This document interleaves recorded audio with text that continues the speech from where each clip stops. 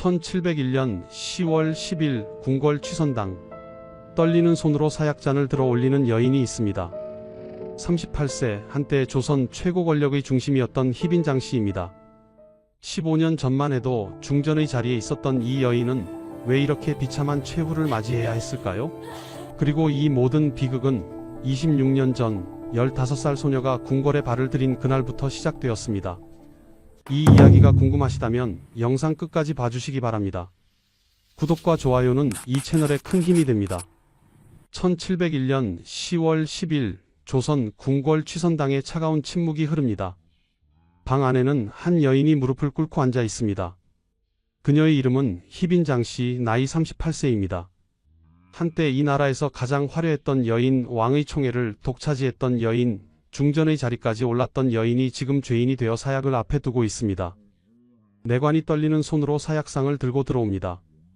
붉은 빛이 도는 그 독약은 이 여인의 삶을 끝낼 마지막 물건입니다. 희빈장씨는 사약잔을 바라봅니다. 그녀의 눈에는 무엇이 보였을까요? 후회였을까요? 분노였을까요? 아니면 체념이었을까요? 38년의 인생, 그중 26년을 궁궐에서 보낸 이 여인은 지금 무슨 생각을 하고 있을까요? 15년 전만 해도 상황은 완전히 달랐습니다. 1686년 그녀는 소위에 책봉되었습니다. 1688년 그녀는 수기로 승격되었습니다. 1689년 그녀는 왕자를 낳았고 희빈으로 책봉되었습니다. 조선 역사상 중인 출신 서녀가 이토록 높은 자리에 오른 적은 없었습니다. 그녀는 왕의 사랑을 받았고 권력의 정점에 있었습니다. 남인 세력이 그녀를 지지했고 그녀의 아들은 원자로 책봉되었습니다. 심지어 정비였던 인현왕후 민씨가 폐출되는 일까지 일어났습니다. 왕이 정비를 폐위시키고 후궁의 아들을 원자로 삼은 것입니다. 이것은 조선 왕조 역사에서도 전례 없는 일이었습니다. 하지만 권력은 영원하지 않았습니다. 1694년 갑술한국이 일어나면서 모든 것이 뒤집혔습니다. 폐출되었던 인현왕후 민씨가 다시 중전으로 복위되었고 희빈장씨는 다시 후궁의 신분으로 내려앉았습니다. 5년간 누렸던 권력이 하루아침에 무너진 것입니다. 그리고 7년 후인 1701년 복위된 인현왕후가 갑자기 병으로 세상을 떠났습니다. 그녀의 나이 불과 34세였습니다. 그리고 곧바로 무고 사건이 터졌습니다. 궁녀들이 고변했습니다. 희빈장씨가 무당을 불러 인현왕후를 저주했다는 것입니다. 신당이 발견되었고 저주 인형이 발견되었다고 합니다. 증거는 충분했습니다. 아니, 충분해 보였습니다. 국문이 시작되었습니다. 희빈장씨는 신문을 받았습니다. 그녀의 오빠 장희재도 붙잡혀왔습니다. 친정 세력이 몰락했습니다.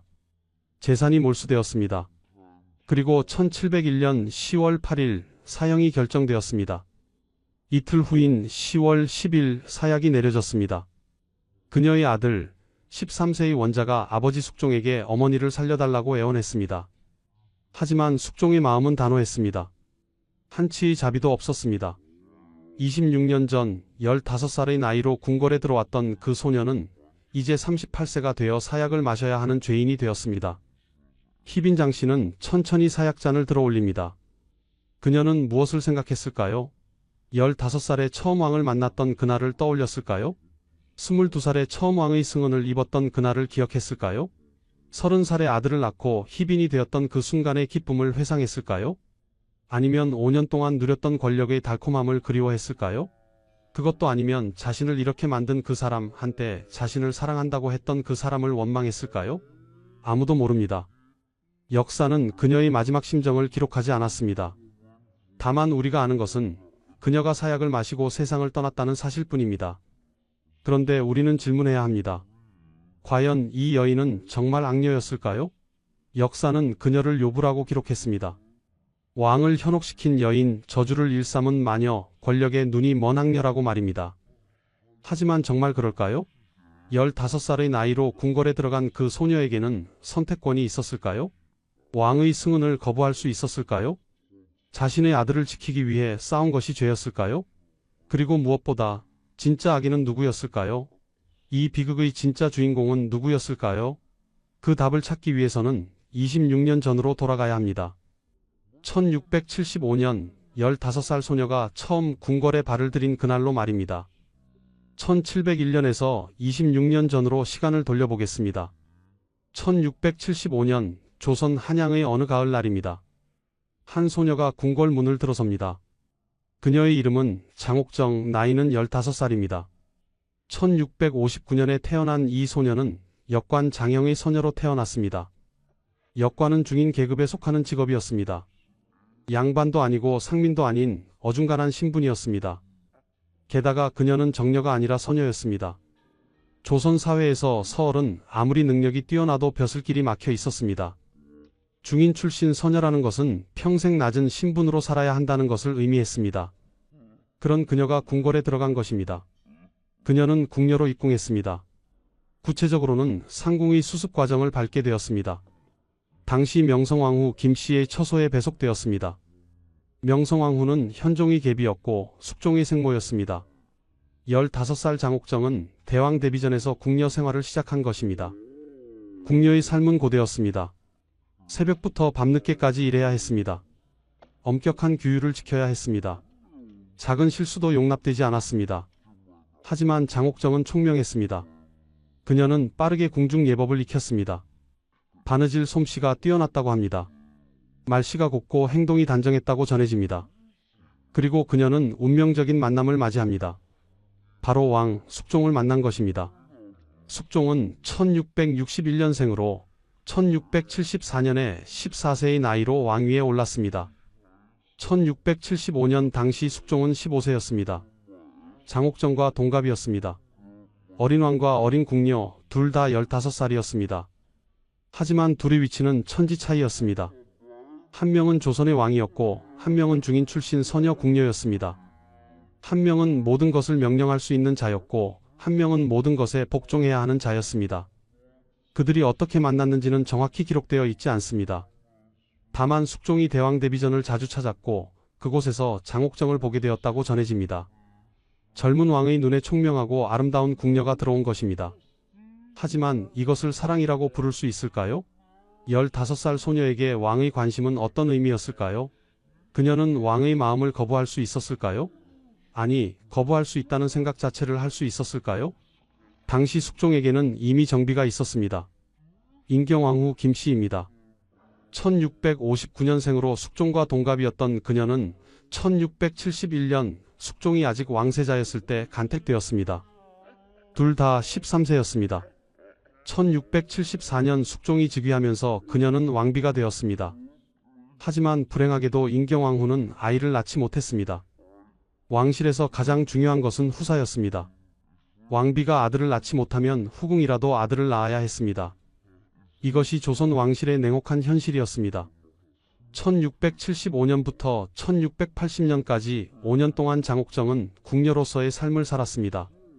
그녀가 이 기간 동안 숙종과 어떤 관계였는지는 명확하지 않습니다. 다만 우리가 아는 것은 1680년에 중요한 일이 일어났다는 것입니다. 그해 11월 인경왕후 김씨가 세상을 떠났습니다. 천연두에 걸려 21세의 젊은 나이로 사망한 것입니다. 9년간 왕비로 있었지만 아이를 낳지 못하고 세상을 떠났습니다. 숙종은 20세가 되었고 후사가 없었습니다. 새 왕비를 간택해야 했습니다. 1681년 새로운 왕비가 간택되었습니다. 여흥민씨 가문의 딸 민유중의 딸이었습니다. 그녀의 이름은 후에 인현왕후로 불리게 됩니다. 1667년생으로 간택 당시 15세였습니다. 그녀는 명문가의 정녀였습니다. 서인 세력의 지지를 받았습니다. 왕실 혼례가 성대하게 치러졌습니다. 새로운 왕비가 궁궐에 들어왔습니다. 그리고 바로 그해 1681년 중요한 일이 또 일어났습니다. 숙종이 장옥정에게 승은을 내린 것입니다. 장옥정은 22세가 되어 있었습니다. 7년간의 궁녀 생활 끝에 그녀는 왕의 후궁이 되었습니다. 왕비가 새로 들어온 바로 그 해의 말입니다. 이것은 우연이었을까요? 장옥정은 기뻤을까요? 그녀는 이것을 영광이라고 생각했을까요? 아니면 두려웠을까요? 15살에 궁에 들어와 22살의 왕의 승은을 입는 것, 이것은 그녀가 원한 일이었을까요? 역사는 그녀의 심정을 기록하지 않았습니다. 다만 우리가 아는 것은 이때부터 그녀의 운명이 완전히 바뀌었다는 것입니다. 그리고 이것이 26년 후 사약을 마시게 될 비극의 시작이었다는 것입니다. 하지만 그때는 아무도 몰랐습니다. 15살에 궁에 들어온 중인 출신 서녀 궁녀가 22살의 왕의 후궁이 되고 30살의 희빈이 되고 38살의 사약을 마시게 될 줄은 아무도 상상하지 못했습니다. 그리고 무엇보다 이 모든 비극의 중심에 한 사람이 있었다는 것을 아무도 몰랐습니다. 바로 왕 숙종이었습니다. 1681년 장옥정은 22세가 되었고 왕의 승은을 입었습니다. 같은 해 새로 간택된 왕비 민씨는 15세였습니다. 7살 차이가 나는 두 여인이 같은 궁궐에서 숙종을 사이에 두고 살게 된 것입니다. 한 명은 정비였고 한 명은 후궁이었습니다. 한 명은 명문가 정녀였고 한 명은 중인 출신 서녀였습니다. 표면적으로는 민씨 왕비가 압도적으로 우위에 있었습니다. 하지만 궁궐 안에서 진짜 권력은 왕의 총애에서 나왔습니다. 1686년 중요한 일이 일어났습니다. 장옥정이 소위에 책봉된 것입니다. 소위는 종사품 후궁의 풍계입니다. 승은을 입은 지 5년 만의 일이었습니다. 이것은 단순한 승진이 아니었습니다.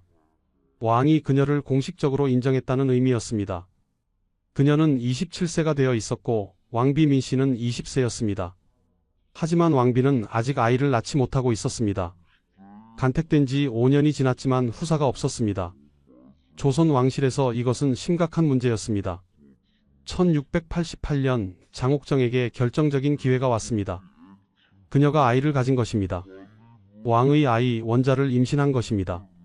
이것은 엄청난 사건이었습니다. 왕비가 7년 동안 아이를 낳지 못하는 동안 후궁이 아이를 가진 것입니다. 궁궐은 술렁이었습니다. 남인 세력은 기뻐했습니다. 서인 세력은 긴장했습니다. 왕비 민씨는 어떤 심정이었을까요? 자신보다 12살 많은 후궁이 왕자를 임신했다는 소식을 들었을 때 그녀는 무엇을 느꼈을까요? 같은 해 장옥정은 수곤으로 승격되었습니다. 임신과 함께 품계가 올라간 것입니다. 그리고 곧이어 수기로 다시 승격되었습니다. 수기는 종이품입니다. 후궁 중에서도 높은 품계였습니다. 장옥정은 빠르게 승진하고 있었습니다. 그리고 1688년 10월 그녀는 아들을 낳았습니다. 훗날 경종이라 불리게 될 왕자 윤이 태어난 것입니다. 숙종은 29세였고 장옥정은 30세였고 왕비 민씨는 22세였습니다. 아들을 낳은 것은 장옥정의 지위를 완전히 바꾸어 놓았습니다. 조선 왕실에서 왕자를 낳은 어머니는 특별한 존재였습니다.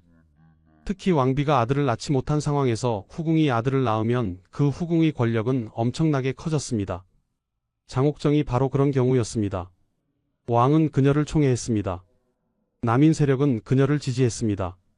그녀의 아들은 유일한 왕자였습니다. 하지만 문제가 있었습니다. 그녀의 아들은 서자였습니다. 왕비의 아들이 아니라 후궁의 아들이었습니다. 조선 왕실의 법도에 따르면 왕비가 아들을 낳지 못하면 후궁의 아들이 왕세자가 될 수 있었습니다. 하지만 이것은 자동적인 것이 아니었습니다. 왕이 결정해야 했고 신하들의 동의가 필요했습니다. 특히 서인 세력은 반대했습니다. 왕비 민씨는 서인 세력의 지지를 받고 있었습니다. 그들은 왕비가 아직 젊으니 기다려야 한다고 주장했습니다. 시간을 주면 왕비도 아들을 낳을 수 있다는 것이었습니다. 하지만 남인 세력은 달랐습니다. 그들은 왕자가 이미 태어났으니 원자로 책봉해야 한다고 주장했습니다. 후사를 미루는 것은 국가의 미래를 불안하게 만든다는 논리였습니다. 장옥정의 친정, 그녀의 오빠 장희재가 남인 세력과 가까워졌습니다. 정치적 줄다리기가 시작되었습니다. 왕자를 둘러싼 권력 투쟁이 시작된 것입니다. 숙종은 고민했습니다. 아니, 고민한 것처럼 보였습니다. 하지만 그의 마음은 이미 정해져 있었을 가능성이 큽니다. 그는 장옥정을 총애했습니다. 그녀의 아들을 자랑스러워했습니다. 그리고 무엇보다 그는 왕권을 강화하고 싶어 했습니다. 신하들의 눈치를 보지 않고 자신의 뜻대로 결정하고 싶어 했습니다. 원자 책봉 문제는 그에게 좋은 기회였습니다. 신하들의 반대를 무릅쓰고 자신의 의지를 관철시킬 수 있는 기회였습니다. 1689년 드디어 그 순간이 왔습니다. 기사왕국이라 불리는 정변이 일어난 것입니다. 서인 세력이 몰락하고 남인 세력이 집권했습니다. 이것은 단순한 정치적 변동이 아니었습니다. 왕이 의도적으로 만든 변화였습니다. 숙종은 서인을 제거하고 남인을 지지했습니다. 그리고 남인이 집권하자마자 숙종은 결정을 내렸습니다. 장씨의 아들을 원자로 책봉한 것입니다. 1689년 1월의 일이었습니다. 생후 3개월 된 아기가 원자가 되었습니다. 하지만 이것으로 끝이 아니었습니다. 더 놀라운 일이 일어났습니다. 숙종은 왕비 민씨를 폐위시켰습니다. 1689년 5월의 일이었습니다. 폐위 이유는 무자와 질투였습니다. 아들을 낳지 못했고 후궁을 질투했다는 것입니다. 23세의 젊은 왕비가 아무런 잘못도 없이 폐위된 것입니다. 8년간 왕비로 살았던 그녀는 하루아침에 폐비가 되었습니다. 그녀는 궁궐에서 쫓겨났습니다. 사가로 내려가야 했습니다. 조선 역사상 이런 일은 거의 없었습니다. 그리고 같은 해 10월 장옥정은 희빈으로 책봉되었습니다. 희빈은 정일품 후궁입니다. 후궁 중 가장 높은 품계였습니다. 중인 출신 서녀가 15살에 궁녀로 들어온 소녀가 30세에 정일품 희빈이 된 것입니다. 이것은 조선 역사상 전례 없는 일이었습니다. 그녀는 사실상 중전의 지위에 올랐습니다. 왕비는 폐위되었고 그녀의 아들은 원자였고 그녀는 희빈이었습니다. 1689년은 장옥정 아니 희빈 장씨의 인생에서 가장 화려한 해였습니다. 하지만 이것은 동시에 비극의 씨앗이 뿌려진 해이기도 했습니다. 권력의 정점에 오르는 것과 몰락하는 것은 종이 한 장 차이라는 것을 그녀는 아직 몰랐습니다. 1689년은 희빈 장씨에게 꿈같은 해였습니다. 하지만 다른 사람들에게는 악몽이었습니다. 특히 폐위된 왕비 민씨에게는 말입니다. 23세의 젊은 여인이 갑자기 궁궐에서 쫓겨났습니다. 8년간 왕비로 살았던 그녀는 하루아침에 폐비가 되었습니다. 그녀의 잘못은 무엇이었을까요? 아들을 낳지 못한 것, 그것뿐이었습니다. 후궁을 질투했다는 죄목도 붙었지만 이것은 핑계에 불과했습니다. 왕비가 후궁을 좋아할 리가 없는 것은 당연한 일이었습니다. 민씨는 사가로 내려갔습니다. 그녀의 친정은 서인 세력이었는데 서인은 이미 몰락한 상태였습니다. 그녀를 지켜줄 정치적 힘이 없었습니다. 그녀는 폐비의 신분으로 외로운 생활을 시작했습니다. 23세 여인의 인생이 끝난 것처럼 보였습니다. 그녀는 무슨 생각을 했을까요? 15세의 왕비로 간택되었을 때의 기쁨을 떠올렸을까요?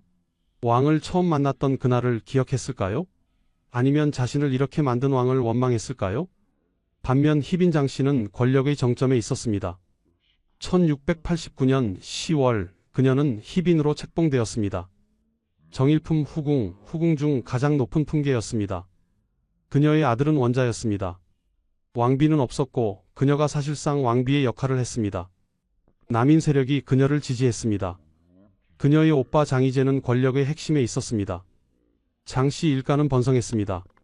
15년 전 15살의 나이로 궁녀가 되었던 그 소녀는 이제 조선에서 가장 권력 있는 여인 중 한 명이 되었습니다. 하지만 권력에는 대가가 따랐습니다. 희빈 장씨는 적을 만들었습니다. 서인 세력은 그녀를 증오했습니다. 그들의 지지를 받던 민씨 왕비가 폐위되었기 때문입니다. 궁중에도 그녀를 좋아하지 않는 사람들이 많았습니다. 중인 출신 서녀가 감히 왕비의 자리까지 넘본다고 생각했습니다. 그녀의 행동 하나하나가 감시당했습니다. 그녀의 말 한마디가 비판받았습니다. 권력이 클수록 적도 많아지는 법이었습니다. 희빈 장씨는 이것을 알고 있었을까요? 그녀는 자신의 지위가 얼마나 불안한지 깨닫고 있었을까요? 아마도 알고 있었을 것입니다. 그래서 더 권력에 집착했을 것입니다. 권력을 놓으면 모든 것을 잃는다는 것을 알았을 것입니다.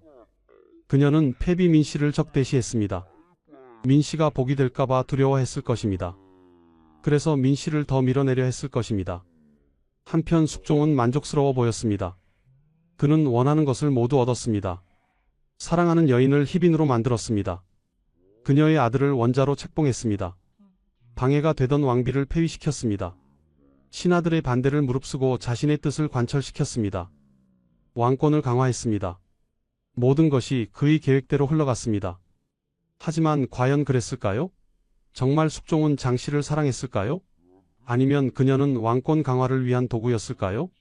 왕비를 폐위시키고 후궁을 높이는 것, 이것은 신하들에게 왕의 권력을 보여주는 강력한 메시지였습니다. 왕은 누구든 올릴 수 있고 누구든 내릴 수 있다는 것을 증명한 것입니다. 장씨는 그 증명의 도구였을 가능성이 있습니다. 1689년부터 1694년까지 5년간 희빈 장씨는 권력을 누렸습니다. 그녀는 후궁 중 가장 높은 지위에 있었습니다. 그녀의 아들은 원자였습니다. 남인 세력이 조정을 장악하고 있었습니다. 표면적으로는 모든 것이 안정적으로 보였습니다. 하지만 수면 아래에서는 긴장이 흐르고 있었습니다. 서인 세력은 기회를 노리고 있었습니다. 패비 민 씨의 보기를 원하는 사람들이 있었습니다. 희빈 장 씨를 끌어내리고 싶어 하는 사람들이 있었습니다. 희빈 장 씨는 이 5년 동안 무엇을 했을까요? 그녀는 권력을 유지하기 위해 노력했을 것입니다. 숙종의 총애를 계속 받으려 애썼을 것입니다. 아들의 지위를 지키려 했을 것입니다. 그리고 패비 민 씨가 돌아오지 못하도록 막으려 했을 것입니다. 하지만 그녀는 한 가지를 간과했습니다. 숙종의 마음은 변할 수 있다는 것을 말입니다. 1694년 갑자기 정세가 바뀌었습니다. 갑술한국이라 불리는 또 다른 정변이 일어난 것입니다. 남인이 몰락하고 서인이 다시 집권했습니다. 이것은 우연이 아니었습니다. 숙종이 의도한 변화였습니다. 5년 전에 남인을 지지했던 그 왕이 이번에는 서인을 지지한 것입니다. 왜 그랬을까요? 남인이 너무 강해져서였을까요? 왕권을 위협한다고 느꼈을까요? 아니면 장 씨에게 실증을 느꼈을까요? 이유가 무엇이든 결과는 명확했습니다. 정치판이 완전히 뒤집힌 것입니다. 그리고 1694년 4월 놀라운 일이 일어났습니다. 숙종이 패비 민 씨의 복위를 명한 것입니다. 5년 전 자신이 직접 폐위시켰던 그 왕비를 다시 중전으로 복위시킨 것입니다. 민 씨는 28세가 되어 있었습니다. 5년간 폐비로 살았던 그녀가 다시 왕비가 된 것입니다. 이것은 조선 역사상 매우 드문 일이었습니다. 폐위된 왕비가 복위된 경우는 거의 없었습니다. 희빈 장 씨는 어떤 심정이었을까요? 5년간 누렸던 권력이 순식간에 무너지는 것을 보면서 그녀는 무엇을 느꼈을까요? 배신감을 느꼈을까요? 분노했을까요? 두려웠을까요? 그녀는 다시 후궁의 신분으로 내려앉았습니다. 희빈이라는 풍계는 유지했지만 이제 그 위에 중전민 씨가 있었습니다. 그녀가 얼마나 미웠을까요? 5년 전 자신이 밀어낸 그 여인이 다시 돌아온 것입니다. 그것도 더 높은 자리로 말입니다. 1694년 갑술한국은 희빈 장 씨에게 운명의 분기점이었습니다. 이때부터 그녀의 삶은 내리막길을 걸었습니다. 그리고 7년 후 그녀는 사약을 마시게 됩니다. 만약 이 환국이 일어나지 않았다면 어땠을까요? 만약 민 씨가 복이 되지 않았다면 어땠을까요? 하지만 역사의 가정은 없습니다. 일어난 일은 일어난 것이고 그 결과는 비극이었습니다. 1694년 4월 인현 왕후 민 씨가 복이 되었습니다. 28세가 된 그녀는 5년 만에 다시 중전의 자리에 올랐습니다. 복위 과정은 매우 신속했습니다. 갑술한국이 일어나고 곧바로 복위가 결정되었습니다. 이것은 숙종이 이미 계획했던 일임을 보여줍니다. 그는 언제든 민 씨를 복위시킬 준비가 되어 있었던 것입니다. 5년 전 그녀를 폐위시킨 것도 숙종의 결정이었고 이번에 그녀를 복위시킨 것도 숙종의 결정이었습니다. 민 씨는 단지 왕의 결정에 따라 움직이는 말에 불과했습니다. 민 씨가 복위 되면서 궁중의 권력 구조가 완전히 바뀌었습니다. 다시 정비가 생긴 것입니다. 희빈 장 씨는 아무리 높은 품계의 후궁이라 해도 이제 왕비 아래의 신분이 되었습니다. 5년간 사실상 중전의 역할을 했던 그녀에게 이것은 엄청난 추락이었습니다. 게다가 복위한 왕비는 다름 아닌 5년 전 자신이 밀어낸 바로 그 민 씨였습니다. 이것은 단순한 지위 하락이 아니라 철저한 패배였습니다. 희빈 장 씨는 이 상황을 어떻게 받아들였을까요? 그녀는 매일 인현 왕후의 얼굴을 봐야 했습니다. 궁중의식에서 그녀 아래에 서야 했습니다. 예를 올려야 했습니다. 참고 또 참아야 했습니다. 5년 전만 해도 자신이 위였고 민 씨는 패비였는데 이제는 정반대가 된 것입니다. 그녀의 마음속에는 어떤 감정이 쌓여갔을까요? 분노였을까요? 원망이었을까요? 복수심이었을까요? 하지만 희빈 장 씨에게도 위안이 있었습니다. 그녀의 아들은 여전히 원자였습니다. 1688년에 태어난 유는 1694년 당시 6세였습니다. 원자 책봉은 취소되지 않았습니다. 이것은 희빈 장 씨에게 남은 마지막 권력의 근거였습니다. 인현 왕후가 아들을 낳지 못하는 한 그녀의 아들이 다음 왕이 될 것이었습니다.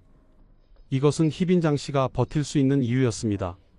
하지만 인현 왕후에게도 기회는 있었습니다. 그녀는 아직 28세로 젊었습니다. 아이를 낳을 수 있는 나이였습니다.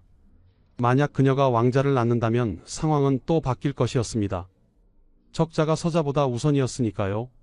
인현왕후가 아들을 낳으면 원자 윤의 지위도 위협받을 수 있었습니다. 희빈 장씨는 이것을 알고 있었을 것입니다. 그래서 더욱 불안했을 것입니다. 1694년부터 1701년까지 7년간 희빈 장씨와 인현왕후는 같은 궁궐에서 살았습니다. 표면적으로는 평화로워 보였을지 모릅니다. 하지만 두 여인 사이에는 보이지 않는 전쟁이 있었습니다. 한 명은 5년 전의 굴욕을 잊지 않았을 것이고 한 명은 지금의 권력을 잃을까 두려워했을 것입니다. 두 여인 모두 불행했습니다. 그리고 이 불행의 원인은 같은 사람 바로 숙종이었습니다. 숙종은 이 7년 동안 무엇을 했을까요? 그는 여전히 왕이었습니다. 여전히 권력의 정점에 있었습니다. 그는 두 여인 사이에서 균형을 유지했습니다. 인현왕후를 복위시켰지만 원자의 지위는 유지시켰습니다. 희빈 장씨를 완전히 버리지는 않았지만 총애도 예전 같지 않았습니다. 그는 두 여인을 모두 자신의 통제 아래 두었습니다. 이것이 그의 방식이었습니다. 한편 조정에서는 당파 싸움이 계속되었습니다. 서인과 남인의 갈등은 여전했습니다. 인현왕후는 서인의 지지를 받았고 희빈 장씨는 남인의 지지를 받았습니다. 두 여인의 갈등은 단순히 개인적인 것이 아니라 정치적인 것이기도 했습니다. 이것이 문제를 더 복잡하게 만들었습니다. 개인적 감정과 정치적 이해관계가 뒤엉켜 있었기 때문입니다. 1701년 결정적인 사건이 일어났습니다. 그해 초부터 인현왕후의 건강이 나빠지기 시작했습니다. 그녀는 병을 앓았습니다. 원인을 알 수 없는 병이었습니다. 의원들이 치료했지만 차도가 없었습니다. 그녀의 병은 점점 심해졌습니다. 궁중은 걱정에 휩싸였습니다. 숙종도 염려했습니다. 하지만 인현왕후의 상태는 계속 악화되었습니다. 그리고 1701년 8월 14일 인현왕후 민씨가 세상을 떠났습니다. 그녀의 나이 34세였습니다. 15세에 왕비로 간택되어 19년을 살았습니다. 그중 5년은 패비로 살았고 나머지 14년은 왕비로 살았습니다. 그녀는 끝내 아들을 낳지 못했습니다. 아이를 낳지 못했다는 이유로 폐위되었다가 복위 되었지만 결국 아이 없이 세상을 떠났습니다. 그녀의 인생은 행복했을까요? 왕비라는 자리가 그녀에게 축복이었을까요? 아니면 저주였을까요? 인현왕후의 죽음은 궁중에 큰 충격을 주었습니다. 34세는 너무 젊은 나이였습니다. 게다가 병의 원인이 분명하지 않았습니다. 갑자기 아프기 시작해서 몇 달 만에 세상을 떠난 것입니다. 사람들은 수군거리기 시작했습니다.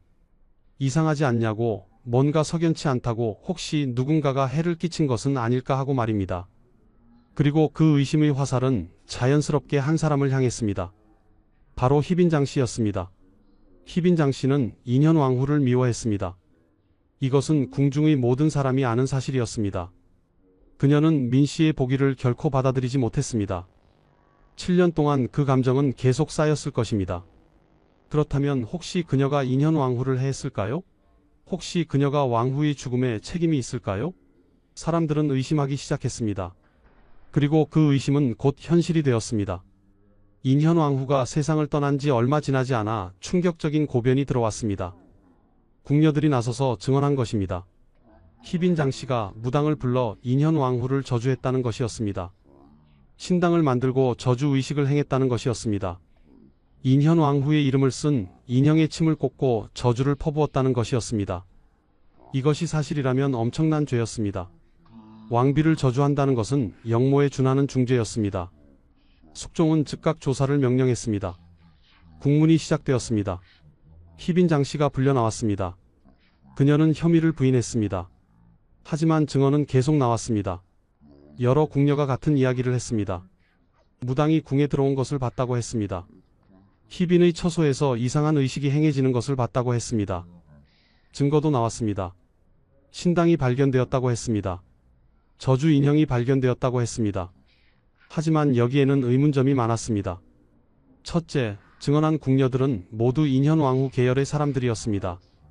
그들은 희빈 장씨를 좋아하지 않았습니다. 그들의 증언이 과연 객관적이었을까요? 둘째, 증거의 출처가 불분명했습니다.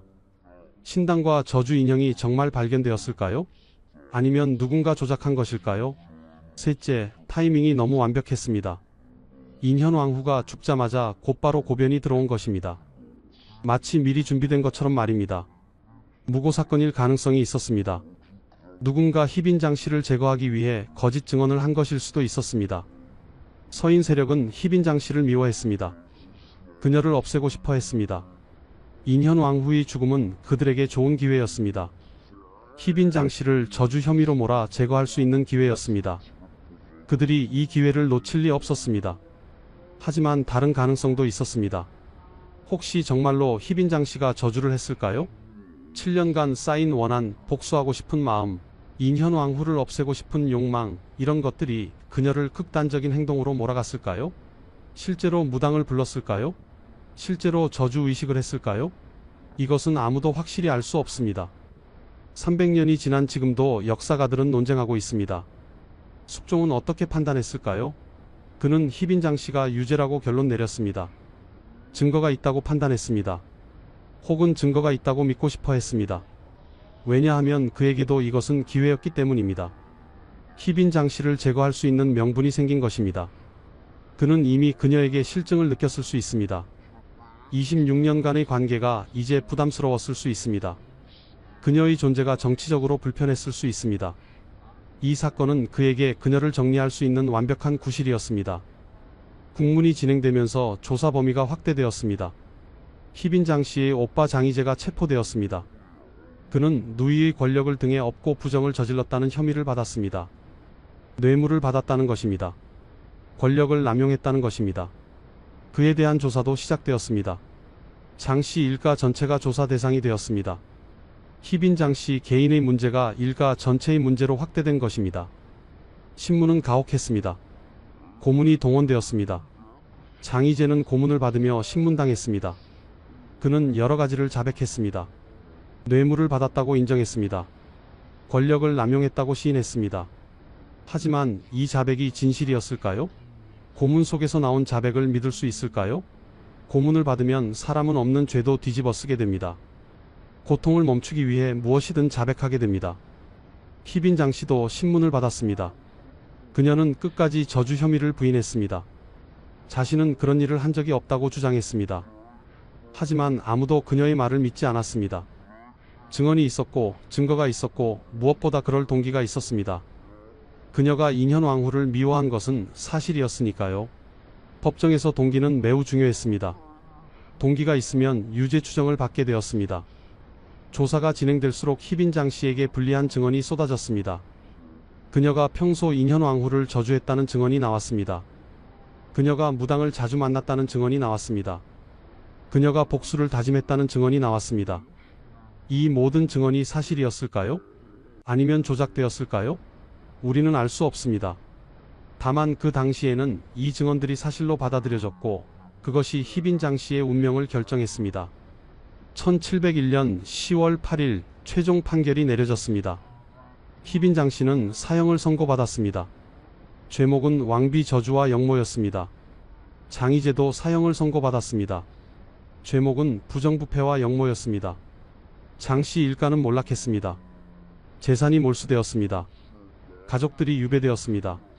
15년간 누렸던 권력이 하루아침에 무너진 것입니다. 희빈장 씨의 아들 13세의 원자 윤희 아버지 숙종에게 어머니를 살려달라고 애원했습니다. 무릎을 꿇고 울며 빌었습니다. 어머니는 억울하다고 어머니를 죽이지 말아달라고 간청했습니다. 하지만 숙종의 마음은 단호했습니다. 그는 아들의 애원을 들어주지 않았습니다. 법은 법이라고, 죄는 죄라고, 왕실의 위엄을 지켜야 한다고 말했습니다. 13세 소녀는 아버지 앞에서 무릎 꿇고 울었지만 소용없었습니다. 아버지는 어머니에게 사약을 내렸습니다. 1701년 10월 10일 아침이 밝았습니다. 궁궐 취선당에 차가운 공기가 흘렀습니다. 이날은 희빈장 씨가 사약을 마시는 날이었습니다. 38세의 여인이 생을 마감하는 날이었습니다. 15세에 궁에 들어온 지 23년 만에 22세의 숙종의 승언을 입은 지 19년 만에 30세의 희빈이 된 지 12년 만에 그녀의 삶이 끝나는 날이었습니다. 희빈장 씨는 이날 아침 무슨 생각을 했을까요? 밤새 잠을 이루지 못했을까요? 아니면 담담하게 마지막 밤을 보냈을까요? 그녀는 거울을 보았을까요? 38세의 자신의 얼굴을 들여다보았을까요? 한때 왕의 총애를 받았던 그 얼굴을, 한때 조선에서 가장 아름답다고 불렸던 그 얼굴을 마지막으로 보았을까요? 그녀는 무엇을 후회했을까요? 무엇을 원망했을까요?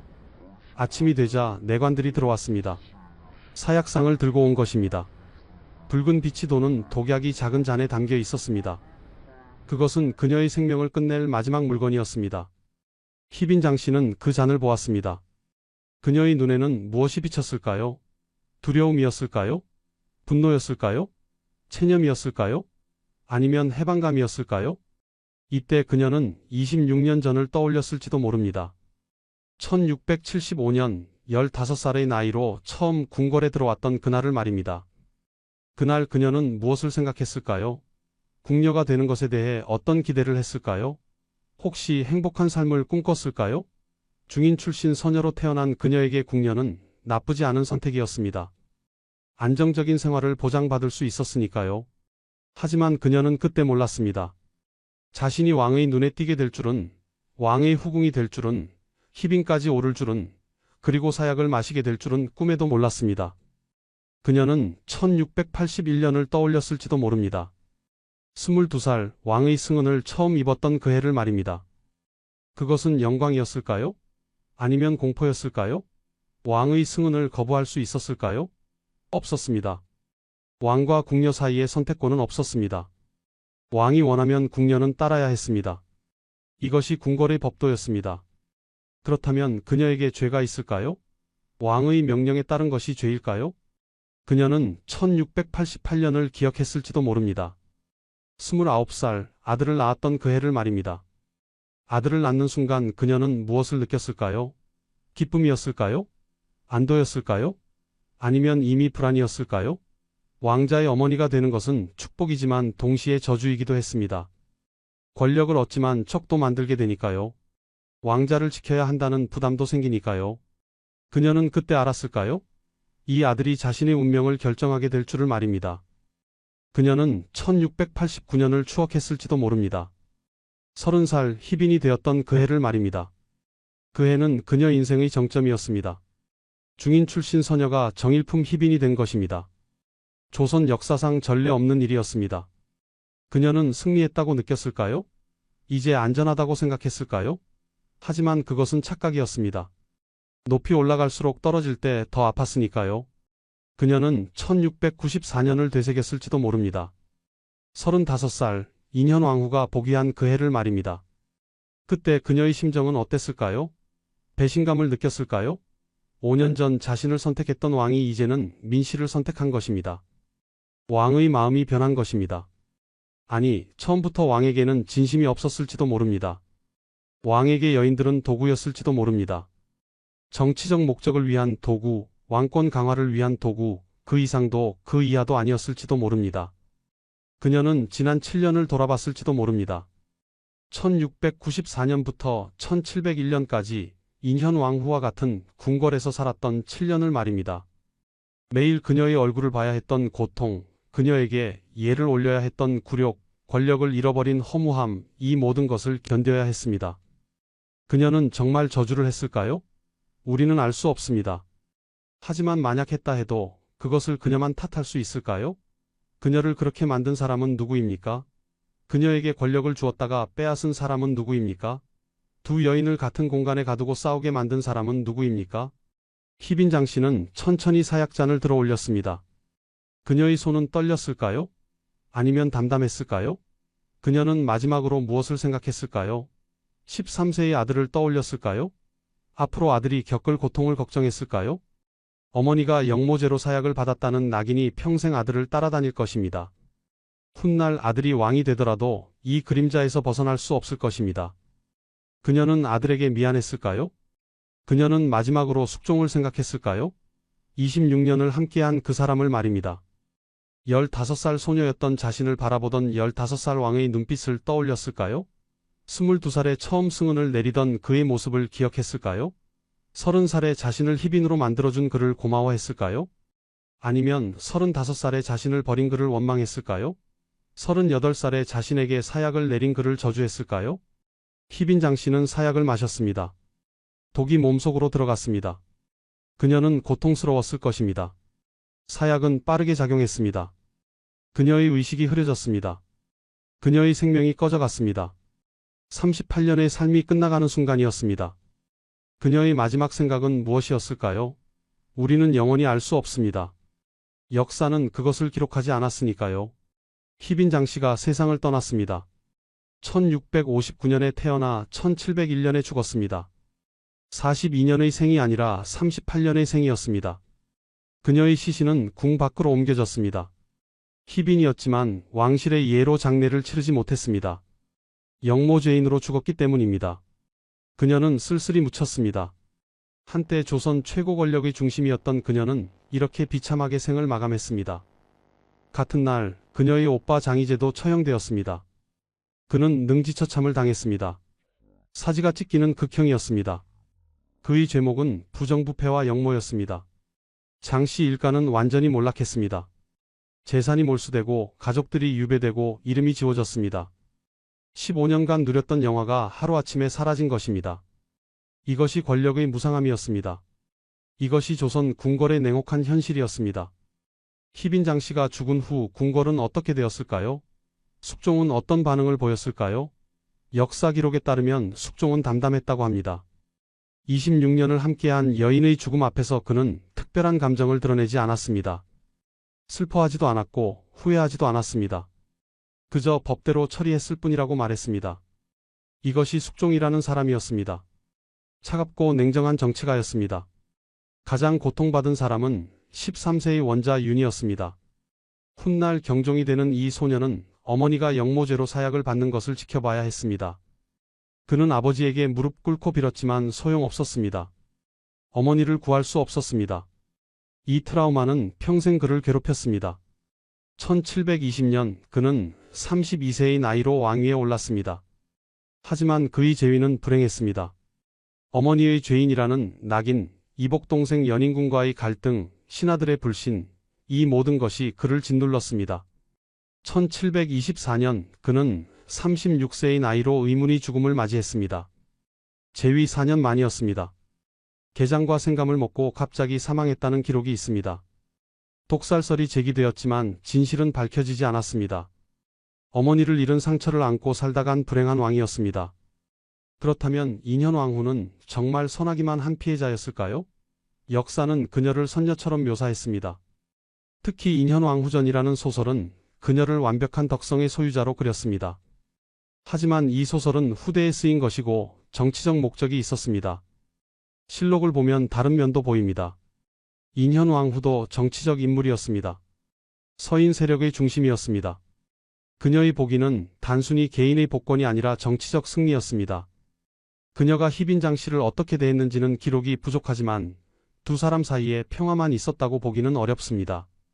희빈장 씨는 정말 악녀였을까요? 역사는 그녀를 요부라고 기록했습니다. 왕을 현혹시킨 여인, 저주를 일삼은 마녀, 권력에 눈이 먼 악녀라고 말합니다. 하지만 우리는 질문해야 합니다. 15세의 궁녀가 된 소녀에게 선택권이 있었을까요? 22세의 왕의 승은을 거부할 수 있었을까요? 30세의 희빈이 되는 것을 막을 수 있었을까요? 아들을 지키기 위해 싸운 것이 죄였을까요? 그녀도 희생자였을 가능성은 없을까요? 저주 사건은 정말 사실이었을까요? 300년이 지난 지금도 역사가들은 논쟁합니다. 증거가 불충분하다고 주장하는 학자도 있고 정치적 모함이었다고 보는 학자도 있습니다. 당시 증언의 신빙성에 의문을 제기하는 연구도 있습니다. 진실은 무엇일까요? 우리는 확신할 수 없습니다. 다만 확실한 것은 이 사건이 희빈장 씨를 제거하기 위한 정치적 도구로 사용되었다는 점입니다. 그렇다면 진짜 악인은 누구였을까요? 답은 명확합니다. 바로 숙종이었습니다. 그는 15세 소녀를 후궁으로 삼았습니다. 권력자와 궁녀 사이에 진정한 사랑이 있을 수 있을까요? 그것은 사랑이 아니라 권력의 행사였습니다. 그는 왕비를 폐위시켰습니다.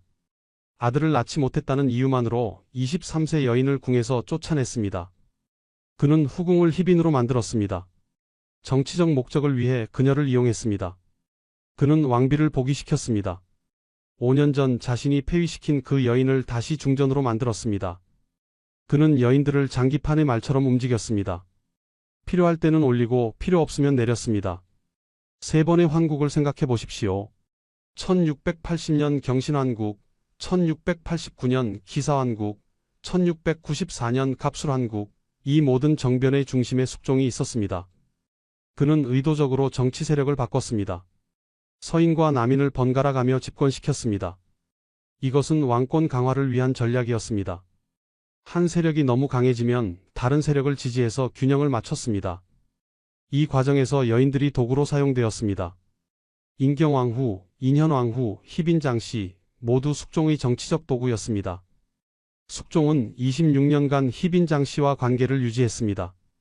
그러다 필요 없어지자 사약을 내렸습니다. 한치의 망설임도 없었습니다. 13세 아들이 무릎 꿇고 울며 빌어도 들어주지 않았습니다. 이것이 사랑이었을까요? 아닙니다. 처음부터 사랑은 없었습니다. 그에게 여인들은 정치적 수단이었을 뿐입니다. 왕권을 강화하기 위한 도구였을 뿐입니다. 오늘날 우리는 이것을 권력형 성범죄라고 부릅니다. 15세 소녀를 후궁으로 삼는 것, 거부할 수 없는 관계를 강요하는 것, 이것은 명백한 권력 남용입니다. 조선시대에는 합법이었지만 윤리적으로는 문제가 있습니다. 왕이라는 절대 권력, 남성이라는 성별 권력, 상전과 하인이라는 신분 권력, 이 모든 것이 희빈장씨를 압박했습니다.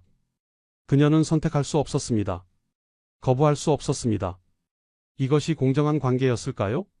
300년이 지난 지금 우리는 이 역사를 다시 봐야 합니다. 희빈장씨는 악녀였을까요? 아니면 피해자였을까요? 인현왕후는 선녀였을까요? 아니면 정치적 인물이었을까요? 이분법적 평가는 진실을 가립니다. 두 여인 모두 불행했습니다. 두 여인 모두 희생자였습니다. 그들을 불행하게 만든 진짜 가해자는 따로 있었습니다. 역사는 승자의 기록입니다. 숙종은 왕이었으므로 그의 관점에서 역사가 쓰였습니다. 희빈장씨는 악녀로 기록되었고 숙종은 명군으로 평가받았습니다. 하지만 이것이 정말 공정한 평가일까요? 우리는 다시 질문해야 합니다. 15세 소녀를 후궁으로 삼은 것은 누구의 책임입니까? 두 여인을 같은 궁궐에 가두고 싸우게 만든 것은 누구입니까? 26년간 관계를 유지하다 필요 없어지자 사약을 내린 것은 누구입니까? 권력은 영원하지 않습니다. 숙종의 권력도 그가 죽으면서 끝났습니다. 하지만 그가 만든 비극의 상처는 남았습니다. 경종의 불행한 삶, 장씨 일가의 몰락, 인현왕후의 이른 죽음, 이 모든 비극의 책임은 누구에게 있습니까? 역사는 이미 답을 알고 있습니다. 다만 그것을 인정하지 않을 뿐입니다. 오늘 우리가 이 이야기를 다시 보는 이유는 무엇일까요? 과거의 불의를 바로잡기 위해서입니다. 희생자의 목소리를 듣기 위해서입니다. 권력의 본질을 이해하기 위해서입니다. 그리고 오늘날에도 반복되는 권력형 폭력을 막기 위해서입니다. 역사는 과거의 이야기가 아닙니다. 현재의 거울입니다. 우리는 역사를 통해 배워야 합니다. 지금까지 숙종과 세 여인의 이야기를 들려드렸습니다. 15세의 궁녀가 된 장옥정, 38세의 사약을 받은 희빈장씨, 그녀의 비극적 삶을 통해 우리는 권력의 본질을 보았습니다. 여러분은 어떻게 생각하시나요? 그녀는 정말 악녀였을까요? 아니면 시대의 희생자였을까요? 댓글로 여러분의 생각을 들려주세요. 그리고 이 영상이 도움이 되셨다면 구독과 좋아요를 부탁드립니다. 다음에도 우리 역사 속 숨겨진 이야기로 찾아뵙겠습니다. 감사합니다.